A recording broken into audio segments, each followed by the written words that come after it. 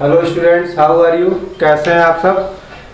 आइए आज के इस सेशन में हम लोग क्लास 10th की ट्रिग्नोमेट्री पार्ट 6 एक्सरसाइज 10.1 10.4 को डिस्कस करते हैं। इसमें हमारा क्वेश्चन है 25, 31, 34 एंड 37। सबसे पहले हम क्वेश्चन 25 को डिस्कस करते हैं। क्वेश्चन हमारा A sine cube theta plus B का cube theta equal to sine theta into cos theta. तो एक दूसरा कंडीशन भी दिया हुआ है A sine theta minus B cos theta equal to 0। तो हमको प्रूव करना है A square plus B square is equal to 1। इसमें दो कंडीशन गिवन है, इन दोनों कंडीशन की मदद से ये चीज हमको लानी है। तो हमने लिख दिया प्रश्नानुसार A sine theta minus B cos theta is equal to 0। यहाँ से हम बी कास थीटा को राइट ले जाएंगे तो ये माइनस साइन उधर जाएगा, प्लस हो जाएगा बी कास थीटा। फिर हम इसको टाइम में चेंज करना चाह रहे हैं तो हम कास को गायब करना चाह रहे हैं। कास गायब हो जाएगा और साइन के नीचे कास आएगा तो टेन बन जाएगा। तो हमने कास थीटा से भाग दे दिया। तो कास थीटा इसके भी नीचे लिखेंगे, कास थीटा इसके भी नीचे लिखेंगे। कास कास कैंसिल हो गया, ये साइन अपन कास टाइम में चेंज हो गया और ये जो यहाँ है वो बी के नीचे चला जाएगा। इसको हमने मान लिया इक्वेशन नंबर 1। फिर एक ट्रायंगल हम बना लिए। ट्रायंगल बनाने के पीछे कहानी ये है कि हमको साइन कास की वैल्यू चाहिए। तो साइन कास की वैल्यू तब तक नहीं निकलेगी जब तक हमको कर्ण नहीं मिलेगा। तो हम देख रहे हैं हमको लंब आधार तो मिल गया, तो लंब को हमने बी लिख दिया, नीचे वाला आधार है ए लिख दिया।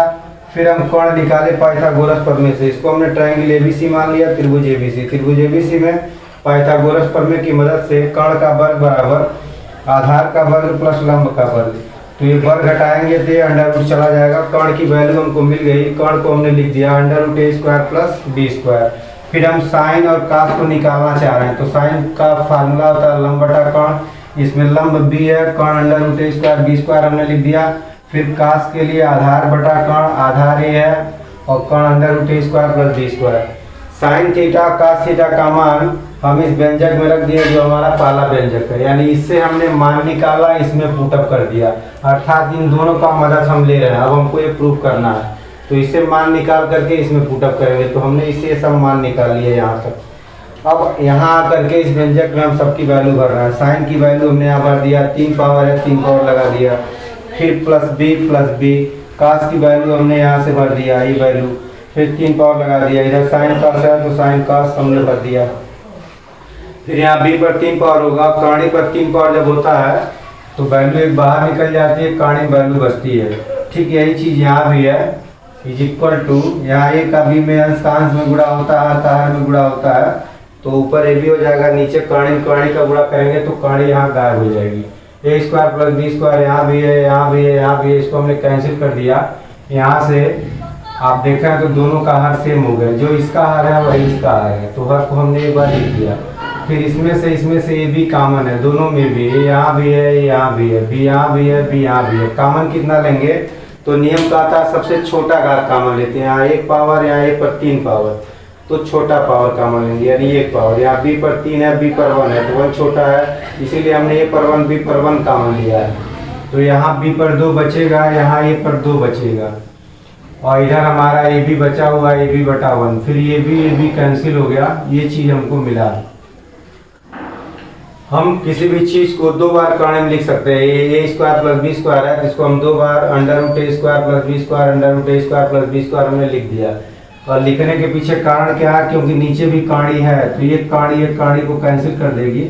तो हमारा सिर्फ ये बचा under root A square plus B square is equal to 1। हमने दोनों पक्षों का वर्ग कर दिया। वर्ग करने पर इधर काणी गायब हो जाएगी, यहाँ 1 का स्क्वायर 1 बनेगा। यही हमको प्रूव करना था, तो ये आपका प्रूव्ड हो गया। उसके बाद हम आते हैं क्वेश्चन नंबर 31 पर। क्वेश्चन नंबर 31 हमारा है tan square A minus tan square B बराबर हमको सिद्ध करना sine square A minus sine square B upon cos square A into cos square B.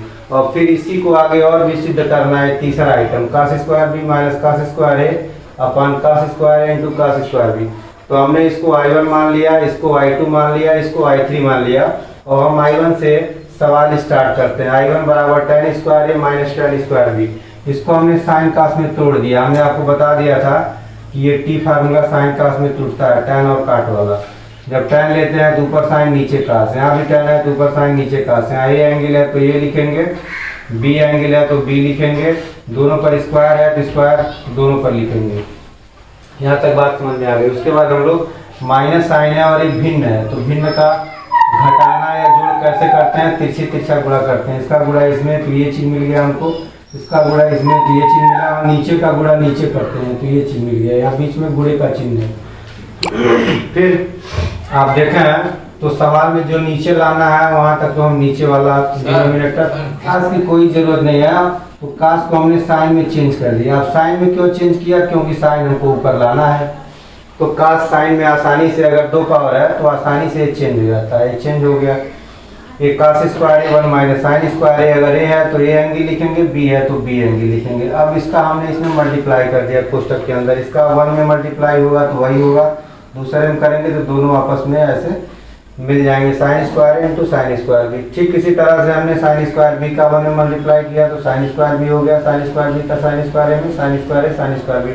थोड़ा चिन्ह पर ध्यान दिया जाए, जब भी किसी कोष्टक से पहले माइनस चिन्ह होता है तो कोष्टक तोड़ने पर अंदर का चिन्ह चेंज होता है। फिर पहला वाला जो प्लस था वो माइनस हो गया, और जो माइनस था वो प्लस हो गया। फिर ये पॉजिटिव और निगेटिव सेम आइटम कैंसिल हो गए, जो बचा वही हमारा I2 है, वही I2 लाना था, तो I2 हमने प्रूव कर दिया। ये हमने लिख दिया I2, यहाँ लिख देंगे प्रूव्ड। एक आइटम हमारा प्रूव्ड हो गया।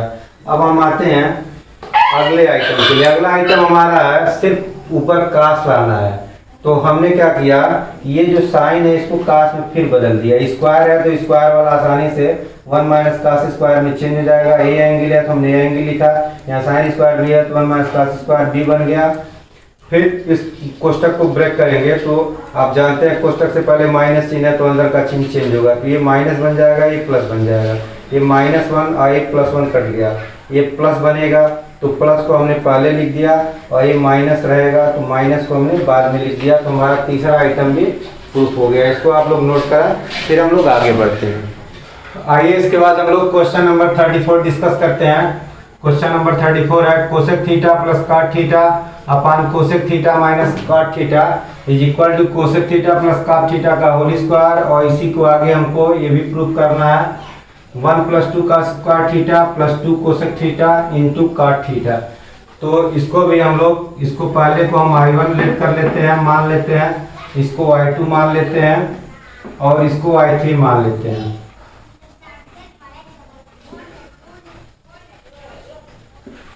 इसको हम I3 मान लेते हैं, इसको नीचे लिख दिया जाए बढ़िया रहेगा।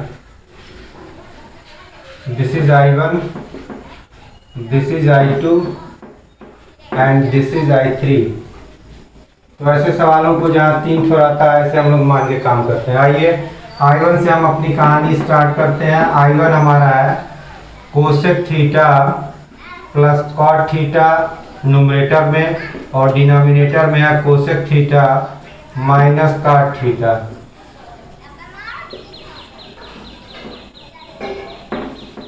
चूंकि हमको ये होल स्क्वायर लाना है, आप देख रहे हैं cosec theta plus cot theta पर 2 पावर है, तो 2 पावर लाने के लिए, और सवाल में भी हमारा कोसेक कॉट सब दिख रहा है तो बड़ी इजीली आ जाएगा, क्योंकि जो चीज़ दिखती है और जो लाना वही दिख रहा है, इसका मतलब बहुत अच्छी बात है हमारे लिए, बहुत जल्दी आ जाएगा।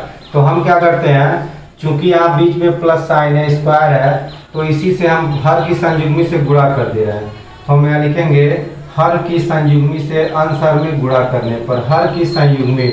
अब संयुग्मी क्या होती है, आपने क्लास 9 में पढ़ा होगा। हर की संयुग्मी क्या बनेगी, जो नीचे रहता है वही लिखते हैं, साइन चेंज कर देते हैं, निगेटिव है तो हम पॉजिटिव कर देते हैं, यही हर की संयुग्मी हो गई।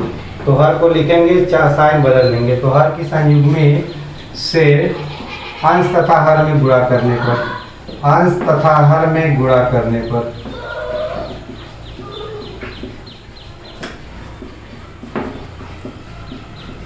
तो अंश हर में हम गुणा कर देंगे तो ऊपर हो जाएगा। ऊपर पहले जो है उसको लिखा जाए cosec theta plus cot theta, और इसी से गुणा भी करना है, cosec theta plus cot theta. और नीचे आइए, नीचे हमारा cosec theta minus cot theta, और हम गुणा करेंगे प्लस वाले से, cosec theta plus cot theta से। तो आप देख रहे हैं कि ऊपर हमारा सेम साइन है, सेम साइन का मतलब दोनों प्लस है तो ये होल स्क्वायर बनेगा, कोसेक थीटा प्लस काट थीटा का होल स्क्वायर बनेगा। नीचे डिफरेंट साइन है, डिफरेंट साइन में हमारा फार्मूला लगता है एक कोष्टक में a प्लस बी, एक कोष्टक में a माइनस बी, तो सूत्र बनता है a square minus B square. तो हम बना देंगे पहला और दूसरा का वर्ग, पहला हमारा कोसेक है, कोसेक का वर्ग लिख देंगे माइनस करके, दूसरा काट है, काट का वर्ग लिख देंगे अलग अलग। ये सूत्र होता है, दो कोष्टक को हम कंबाइन करते हैं तो सिंगल आइटम बन जाता है। इसका सूत्र आपने देखा, इसकी वैल्यू 1 होती है, इसको हमने स्क्वायर फार्मूला में सब बता दिया था आपको, तो नीचे का मान 1 बन जाता है, स्क्वायर फार्मूला है ये हमारा दूसरा आइटम प्रूफ हो गया। ये हो गया कोसेक थीटा प्लस काट थीटा का होल स्क्वायर अपान 1 लिखने की कोई ज़रूरत नहीं है, हम लिख देंगे राइट साइड, चूँकि 1 प्लस काट स्क्वायर बराबर कोसेक स्क्वायर होता है, 1 प्लस काट स्क्वायर बराबर कोसेक का स्क्वायर, तो जब हम 1 को बराबर करते हैं तो काट उधर चला जाता है, तो हमको मिल जाता है कोसेक स्क्वायर माइनस काट का स्क्वायर। इस वैल्यू को हम 1 लिख सकते हैं। तो ये चीज़ यहाँ नीचे आया हुआ था, इसको हमने 1 लिख दिया, 1 को लिखा नहीं जाता है, 1 को हम छोड़ देते हैं। तो हमारा दूसरा आइटम प्रूफ हो गया, ये दूसरा आइटम हमको मिल गया। अब हम आते हैं तीसरे आइटम पर। तो तीसरे आइटम के लिए थोड़ा सा और मेहनत कर देंगे, इसी को हम तोड़ दे रहे हैं क्योंकि हमको जो लाना है वो सब कुछ दिख रहा है, कोसेक काट लाना, कोसेक काट दिख रहा है, ये जो चीज़ है वही दिख भी रहा है, कोसेक काट भले पावर दिख रहा है 1 2, उससे कोई लेना देना नहीं है। ए धन बी का होल स्क्वायर हम तोड़ देते हैं, तो ए धन बी का होल स्क्वायर आप जानते हैं, ए स्क्वायर धन बी स्क्वायर धन 2ab, ए स्क्वायर धन बी स्क्वायर धन 2ab, फार्मूला हमने आपको सब बता दिया है। ठीक वही कहानी अपना लेंगे, इसको ए मान लेंगे, इसको बी मान लेंगे, तो हमारा सवाल बनेगा कोसेक का स्क्वायर प्लस काट का स्क्वायर प्लस 2 कोसेक इंटू काट। तो हम देख रहे हैं कि ये चीज़ देखिए हमको तुरंत मिल गया। फिर हम देख रहे हैं काफ़ी हद तक इसको भी हम पा गए, सिर्फ 1 2 का अंतर है, इसकी ज़रूरत हमको नहीं है, तो जिसकी ज़रूरत नहीं है उसी को हम लोग डिस्टर्ब कर देते हैं, परेशान कर देते हैं, मतलब इसको तोड़ देते हैं। 1 प्लस काट स्क्वायर लिखे हैं, फार्मूला होता है कोसेक स्क्वायर का फार्मूला होता है 1 प्लस काट स्क्वायर, देखिए हम लिखे भी हैं, कोसेक स्क्वायर का फार्मूला होता है 1 प्लस काट स्क्वायर। तो इसकी ज़रूरत भी नहीं थी, हमको काट में 2 लाना था तो काट एक और आ भी गया, बाकी को हम उतार देते हैं, कुछ नहीं करना क्योंकि वो सारी चीज़ें हमको मिल चुकी हैं, जो चीज़ें मिल जाती हैं उसको हम डिस्टर्ब नहीं करते हैं। अब काट स्क्वायर 2 बार है इसलिए 2 टाइम काट स्क्वायर हो गया, 1 रहेगा, 1 के बाद प्लस 2 कोसेक इंटू काट, तो ये हमको I3 भी मिल गया। This is our I3 proof. इसको आप नोट करें, फिर हम लोग आगे बढ़ते हैं। क्वेश्चन नंबर 37 की बात करें।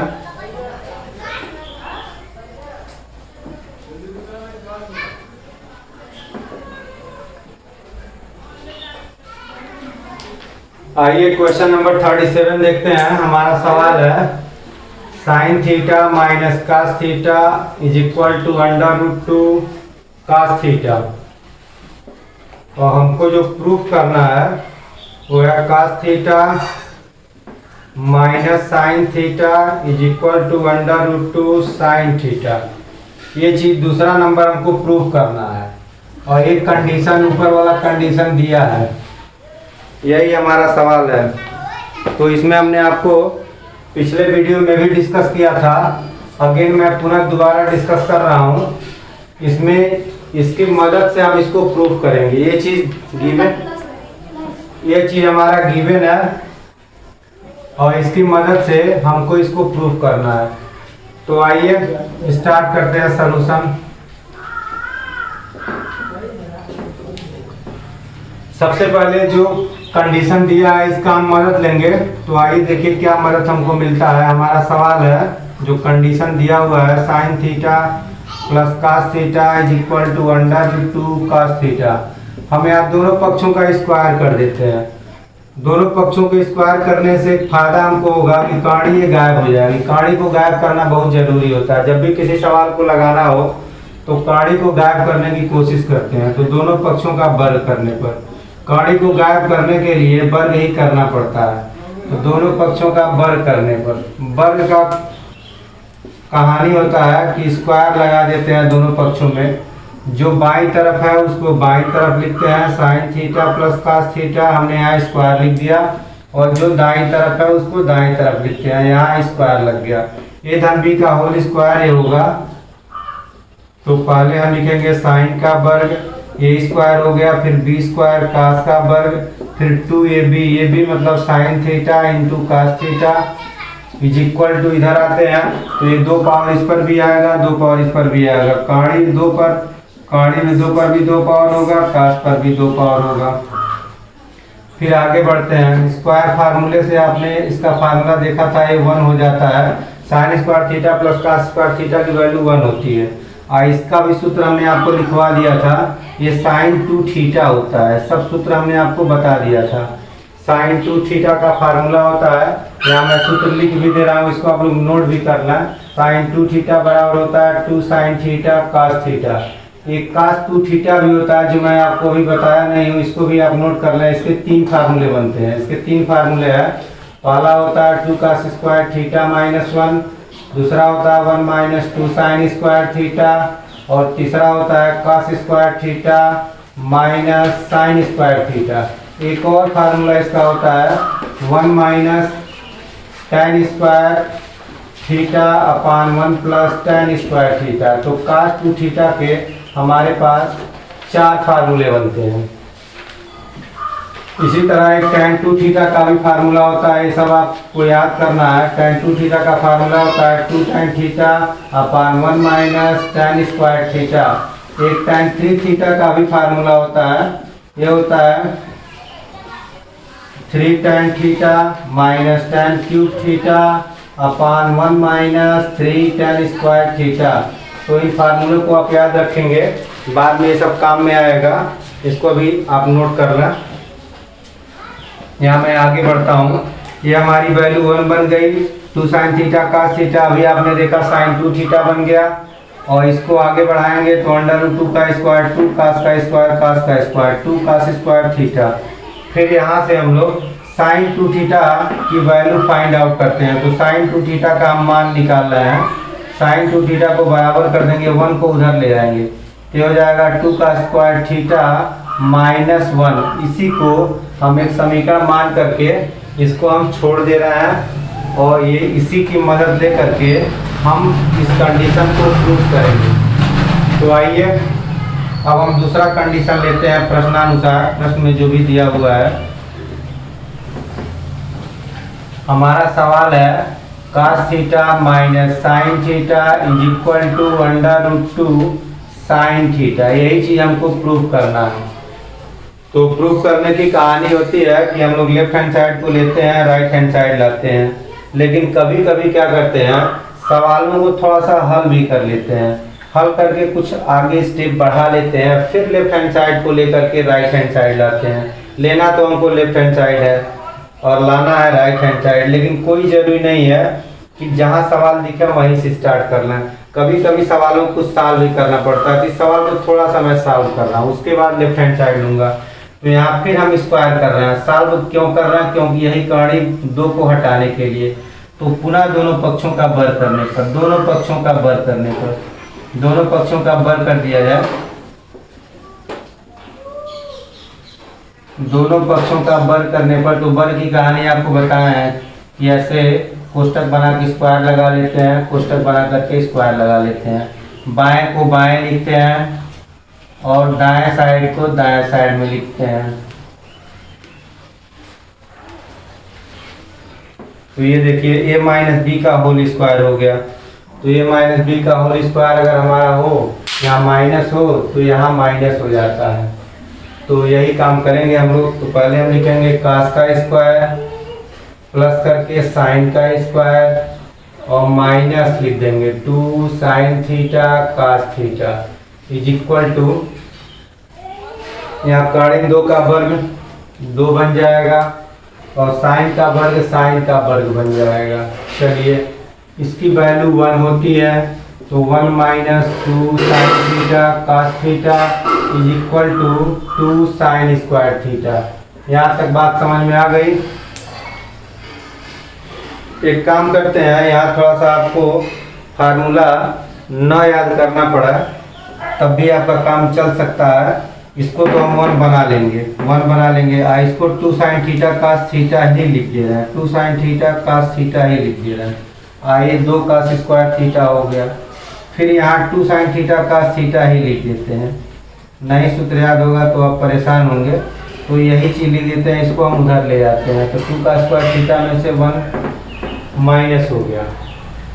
अब सवाल को हम सॉल्व करके यहाँ तक पहुँचा दिए। एक्चुअली हमको इसको लेकर के इतना लाना था, तो हमने थोड़ा सा इसको और सॉल्व कर दिया, नीचे बढ़ा दिया और बढ़ा करके अब यहाँ हम पहुँच गए। तो क्यों ना हम इसको लेकर के इतना ला दें, बात वही है। तो अब आइए, अब हम लेफ्ट हैंड साइड लेते हैं, लेफ्ट हैंड साइड। तो लेफ्ट हैंड साइड हमारा हो गया 1 minus 2 sine theta cos theta. अब इसको ले करके हम इतना लाने की कोशिश करेंगे।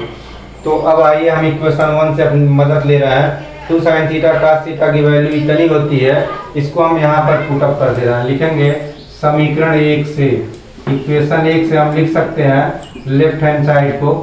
तो लेफ्ट हैंड साइड हमारा बनेगा 1 माइनस, इसके स्थान पर हम इतना लिख दे रहे हैं 2 कॉस स्क्वायर थीटा माइनस 1। तो कोष्टक में हम लिख दे रहे हैं 2 कॉस स्क्वायर थीटा माइनस 1। इसको आगे बढ़ाते हैं, कोष्टक तोड़ेंगे। कोष्टक से पहले माइनस चिन्ह है, तो माइनस चिन्ह के बारे में आप जानते हैं, अंदर के चिन्ह को ये बदल देता है।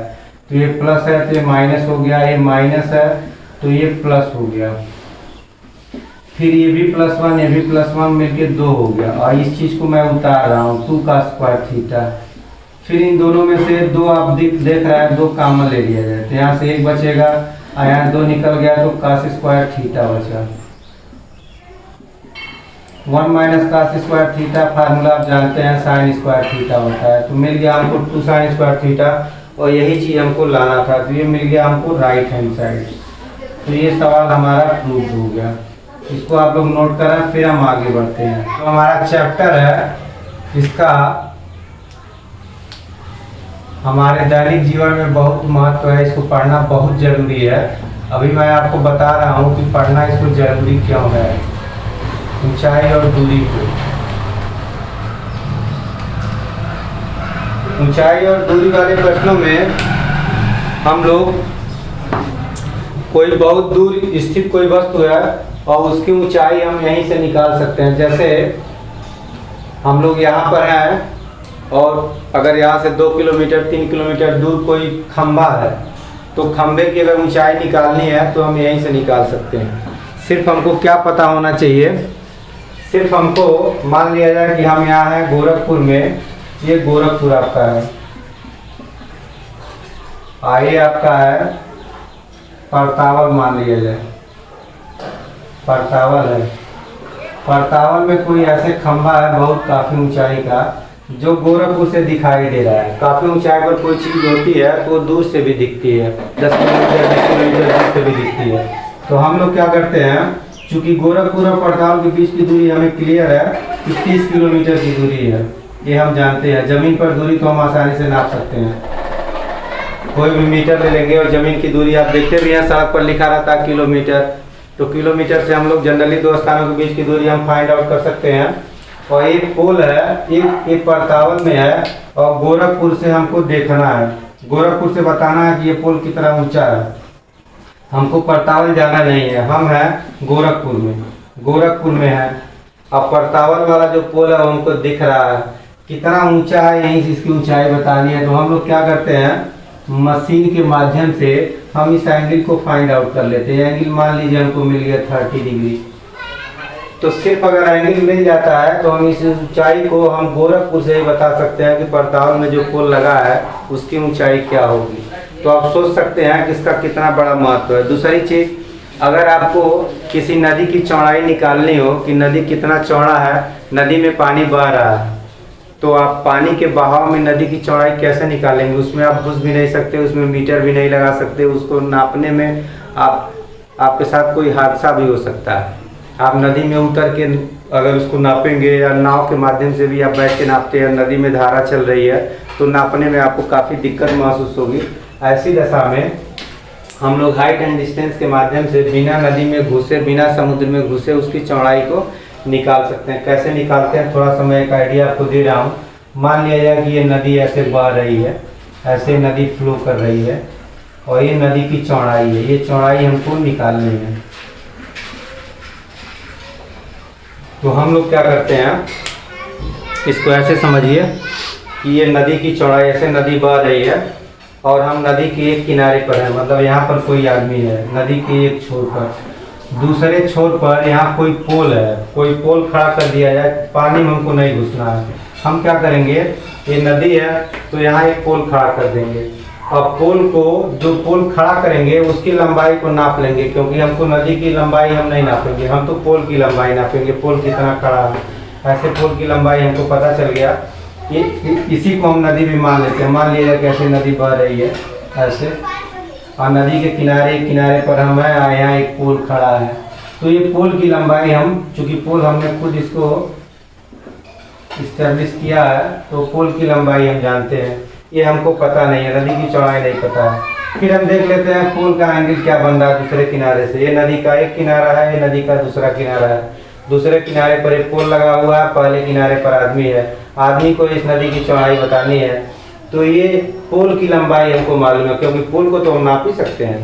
पोल पानी में नहीं है, वो तो पानी से बाहर है, तो इसकी लंबाई हम आसानी से नाप लेंगे। हम चढ़ के भी नाप सकते हैं, सीढ़ी से नाप सकते हैं, या ज़मीन पर नाप करके फिर उसको गाड़ देंगे, हमको पता रहेगा कितना पोल है। तो फिर इस एंगल के माध्यम से हम निकाल सकते हैं। कैसे निकालते हैं, थोड़ा सा आइडिया दे रहे हैं। tan थीटा बराबर लंब बटा आधार। तो लंब हमारा 30 है, आधार पता नहीं, आधार को x मान लिया जाए, तो ये हम x लिख देते हैं। यहाँ तक tan 30 डिग्री लिख देंगे, जिसकी वैल्यू 1/√3 होती है, हमको पता है। तिरछी तिरछा गुणा कर लेंगे ऐसे ऐसे, तो x का मान हमको निकल जाता है 30 का 3, यानी 30 में 1.732 से गुणा कर देंगे तो हमको पता चल जाएगा कि वास्तव में नदी की चौड़ाई क्या है। हम लोग यहाँ पर हैं और त्रिवेणी जी में पहाड़ है, पहाड़ हम लोग साफ को देखते भी हैं, पहाड़ दिखाई भी देता है, शाम के समय, दिन डूबने समय पहाड़ दिखाई देता है।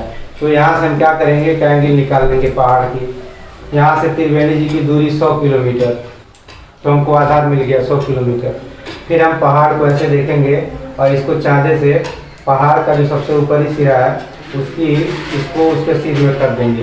फिर हमको ये एंगल पता चल जाएगा 30 डिग्री बन रहा है कि 20 डिग्री बन रहा है कि 60 डिग्री बन रहा है। और ये त्रिवेणी जी की दूरी, जमीन वाली दूरी 100 किलोमीटर मालूम है, तो पहाड़ की ऊंचाई हम निकाल सकते हैं। लंब निकाल लेंगे, आधार पता है, फिर tan थीटा फार्मूला लगा देंगे। लंब आधार में से कोई एक पता हो तो दूसरी वैल्यू निकल जाती है। तो हाइट एंड डिस्टेंस का हमारे जीवन में बहुत ही बड़ा महत्व है। तो आपने महत्व समझ लिया कि हाइट एंड डिस्टेंस को पढ़ना क्यों जरूरी है। ऐसे स्थानों की ऊंचाई हम बता देते हैं जहाँ पर जाना कठिन है, जैसे माउंट एवरेस्ट की ऊंचाई 8848 आपने सुना है। उसकी ऊंचाई निकालना, आप उस पर चढ़ें और उसको नापें, ये इम्पॉसिबल है कि आप चढ़ नहीं सकते, आप उसको नाप नहीं सकते। लेकिन उससे दूर खड़े होकर के 25-50 किलोमीटर, 100 किलोमीटर आप उसकी ऊंचाई को बता सकते हैं। तो ये काम है, ये महत्व है हाइट एंड डिस्टेंस का। तो हाइट एंड डिस्टेंस का महत्व आपको समझ में आ गया। अब हाइट एंड डिस्टेंस में इस काम को हम लोग कैसे करते हैं, तो इसके लिए हम लोग सबसे पहले चित्र बनाने का काम करते हैं। चित्र बनाने में हमने नियम लिखवा दिया है। सबसे पहले जमीन के समांतर एक सरल रेखा खींचते हैं, जिसे क्षैतिज रेखा कहेंगे। जब भी चित्र बनाएंगे तो जमीन के समांतर एक ऐसे रेखा खींच लेंगे, इसको हम लोग क्षैतिज तल या क्षैतिज रेखा के नाम से जानते हैं। या तो क्षैतिज तल कहेंगे या इसी को हम लोग क्षैतिज रेखा भी कहते हैं। जब भी सवाल को आप पढ़ेंगे तो सबसे पहला काम होता है एक क्षैतिज लाइन को आप ड्रा करते हैं। फिर उसके बाद दूसरा नंबर हमने लिखा है, यदि प्रश्न में पहाड़ी, चट्टान, मीनार, स्तंभ आदि और भी कुछ हो सकता है, इसकी चर्चा अगर हो तो क्षैतिज रेखा के लंबवत एक दूसरी ऊर्ध्वाधर रेखा खींचते हैं। इस रेखा के लंबवत किनारे से, चाहे इस किनारे से चाहे इस किनारे से, कहीं से यहाँ पे दूसरी लंबवत रेखा खींचते हैं। ये पहाड़ी के लिए, चट्टान के लिए, मीनार के लिए, जो भी हो, जैसा भी चर्चा आता। फिर प्रायः छोटे प्रश्नों में एक उन्नयन कोण या अवनमन कोण दिया रहता है। अगर उन्नयन कोण दिया है तो नीचे से ऐसे बनाते हैं और यहाँ एंगल को हम लिख देते हैं। और ऑर्मल कोण दिया है तो ऊपर से बनाते हैं, यहाँ एक जमीन के समांतर रेखा खींचनी पड़ती है और इस जमीन के समांतर रेखा खींच करके ऊपर से हम कोण बनाते हैं नीचे की ओर। यहाँ नीचे से बनाते हैं ऊपर की ओर, यहाँ ऊपर से बनाते हैं नीचे की ओर, जिस चीज़ को देखना होता है। तो इसको हम लोग ऑर्मल कोण के नाम से जानते हैं। और नमन हमने लिख भी दिया था, एंगल ऑफ डिप्रेशन इसको बोलते हैं। और इस वाले को उन्नयन कोण के नाम से जानते हैं, उन्नयन कोण, जिसको एंगल ऑफ एलिवेशन कहते हैं। उन्नयन का मतलब उठाना, यानी सर को उठाएंगे, ऊपर देखेंगे। जैसे हमको छत देखना है तो हम सर को, आँख को ऐसे ऊपर कर रहे हैं। और फिर अगर हमको अपना पैर देखना है तो सर को झुकाना पड़ता है। नमन माने होता है नमस्कार करना, नमन करना। नमन करना माने नमस्कार करना। जब भी नमस्कार करने की बात आती है तो सर को झुकाना पड़ता है। और उन्नयन माने उठाना, यानी सर को ऊपर करना। तो ये आप ध्यान दीजिएगा, उन्नयन कोण ऊपर देखा जाता है, ऑर्मल कोण को नीचे देखते हैं, आँख को नीचे करते हैं। उन्नयन कोण को आँख को ऊपर करते हैं। ये चीज़ आप समझ रहे होंगे। फिर आइए तीसरे पॉइंट को हम डिस्कस करते हैं। प्रायः छोटे प्रश्नों में एक कोण होता है जिसमें एक ही समकोण त्रिभुज बनेगा। जैसे आप देखा यहाँ एक त्रिभुज बना है। और जो बड़े बड़े प्रश्न होते हैं उसमें डबल डबल एंगल, दो कोण दिए जाते हैं। तो हम लोग दो समकोण त्रिभुज ऐसे बना लेते हैं। ऐसे डबल डबल कोण, एक कोण दिया रहेगा 30 डिग्री, फिर कुछ और दिया रहेगा 60 डिग्री, तो दो समकोण त्रिभुज बन गया। एक ही समकोण त्रिभुज है, एक बड़ा वाला समकोण त्रिभुज। तो छोटे प्रश्न में एक ही त्रिभुज बनता है, उसको आप सॉल्व करना आसान होता है। बड़े प्रश्नों में कम से कम दो, या तो उन्नयन दिया रहेगा या ऑर्मल दिया रहेगा, या उन्नयन ऑर्मल दोनों में से एक तो दिया रहता है। जैसी स्थिति आती है तो कम से कम दो कोण दिए जाएंगे, तो हम लोग दो त्रिभुज बनाते हैं, दो समीकरण भी बनाते हैं और दोनों समीकरणों को प्रतिस्थापन विधि से हल करते हैं। पूरी कहानी हमने लिख दिया है। चित्र पूरी तरह से बन जाने के बाद प्रत्येक समकोण त्रिभुज की सहायता से एक समीकरण अर्थात दो समीकरण, चूंकि दो त्रिभुज बनेगा, बड़े प्रश्नों में दो त्रिभुज बनते हैं, तो एक समीकरण से एक त्रिभुज से एक समीकरण बनाते हैं, दूसरे त्रिभुज से दूसरा समीकरण बनाते हैं और दोनों को प्रतिस्थापन विधि से हल कर लेते हैं। और हल करके जो भी उत्तर हमें फाइंड आउट करना होता है उसको हम लोग फाइंड आउट कर लेते हैं। तो आज की वीडियो में हम केवल आपको परिचय बता दिए, वर्किंग स्टेप बता दिए। नेक्स्ट वीडियो में हम लोग डिस्कस करेंगे सवालों को कैसे लगाया जाएगा, इसको मैं नेक्स्ट वीडियो में डिस्कस करूँगा। आज के लिए बस इतना ही। बहुत बहुत धन्यवाद।